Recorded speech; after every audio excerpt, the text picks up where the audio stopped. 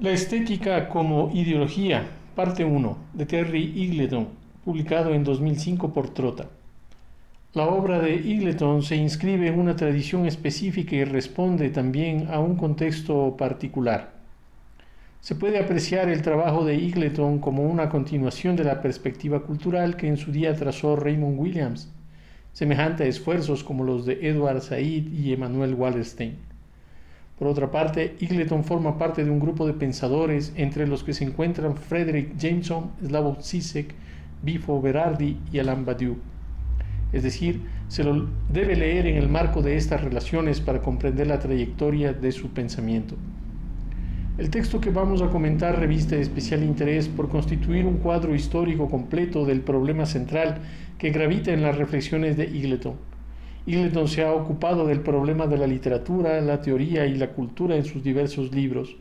Sin embargo, en este, publicado en los años 90 en inglés y cuya traducción y publicación al español se llevó a cabo en 2005, Eagleton pasa revista a la historia de la filosofía moderna para distinguir cuál es el lugar que ésta confiere a la estética, o también podríamos decir a la cultura. Si podríamos revisar textos suyos como Teoría literaria, una introducción de 1983, Las ilusiones de la posmodernidad de 1996 o Después de la teoría de 2003, la estética como ideología suscita un interés especial por su larga perspectiva histórica que se remonta a Baumgarten, Hume y Burke, pasa por Kant, Hegel, Nietzsche y tantos otros para llegar a Heidegger, Benjamin, Adorno y el posmodernismo. Es decir, el libro de Eagleton es, como decía antes, una crítica de la filosofía moderna desde una perspectiva cultural. De ahí su interés, pues tiene el carácter de una panorámica muy completa. En esta primera aproximación resumiré los primeros capítulos del libro, dejando pendientes los demás para dos momentos futuros.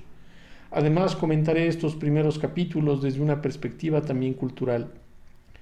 Eagleton plantea el problema de la estética como un problema de la filosofía. Esta filosofía sobre lo bello, el gusto o el sentimiento, que son las ideas de la estética que se hacen Baumgarten y Hume, pueden dar lugar a posiciones más tradicionalistas como las de Burke, que prefigura el terreno de lo cultural como semejante al de la religión. En el caso de Burke, la cultura ofrece una sensibilidad tradicionalista, restauradora, a la naciente burguesía que ha hecho suya la filosofía racional. Esta falencia del racionalismo, carecer de sensibilidad, es la que Eagleton discute largamente en su ensayo sobre Kant. La filosofía de Kant reviste un especial interés, pues, como sabemos, es uno de los pilares del pensamiento moderno. Frente al empirismo y al tradicionalismo de sus predecesores, Kant intenta distinguir el lugar de lo estético en relación con el mundo objetivo y con la aparición del sujeto. Lo estético, lo bello o sensible se convierte en Kant en una especie de potencia imaginativa que contiene la racionalidad del sujeto y por tanto que le ofrece simultáneamente la posibilidad de comprensión del objetivo. Frente a la moralidad y a la libertad, Kant, según Eagleton, señala el carácter productor de la imaginación en la medida en que los sentidos, afectos e imágenes son base, condición y momento de realización de la vida virtuosa, es decir, de la ley universal racional. Escribe Terry Eagleton: en esa medida, lo que la obra de arte imita en su finalidad sin fin, en el incesante movimiento en el que se eleva a sí misma desde sus insondables profundidades, no es otra cosa que la propia existencia humana, la cual, para escándalo de los racionalistas y utilitaristas, no precisa de otro argumento racional que el de su propio disfrute. Este giro cultural o estético introduce un problema en la filosofía de Kant, en la medida en que la razón práctica, es decir, la ética, solo podría realizarse en el ámbito de la cultura. La ética, según Kant, se funda en una ley universal autorreferencial, mientras la cultura, el gusto, por decirlo en términos anteriores a Kant, se refiere al ámbito de lo variable, lo múltiple y arbitrario. También podríamos decir que el objeto, el mundo y el sujeto, lo trascendente, se encuentran en la confluencia de lo estético, en donde no es del todo claro cómo la cultura ofrece lo mismo un conocimiento del mundo y una orientación ética, es decir, cómo de lo estético se puede pasar a la ciencia natural y a las acciones plausibles. Este problema es el mismo que ocupa a Schiller.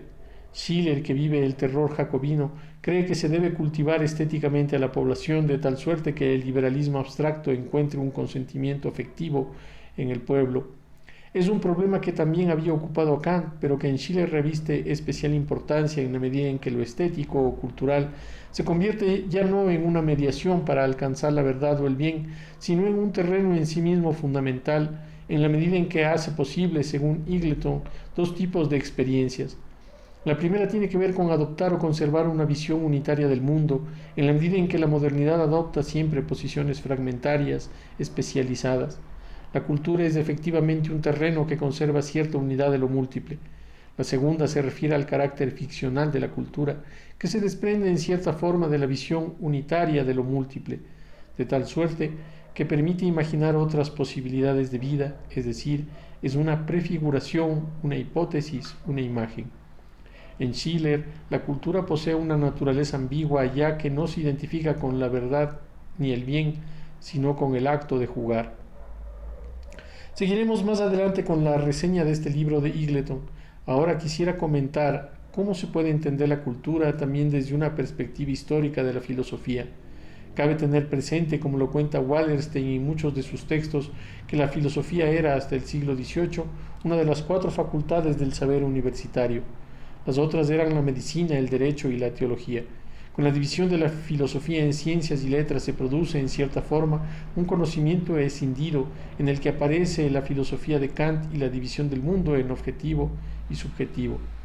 No obstante, antes de esta división de la verdad, el bien y lo bello, los filósofos eran quienes se ocupaban de la naturaleza lo mismo que del problema de la ética. Solo tras la división del saber y la aparición de las dos culturas es que la filosofía se ocupa solamente del problema de lo bueno y lo bello.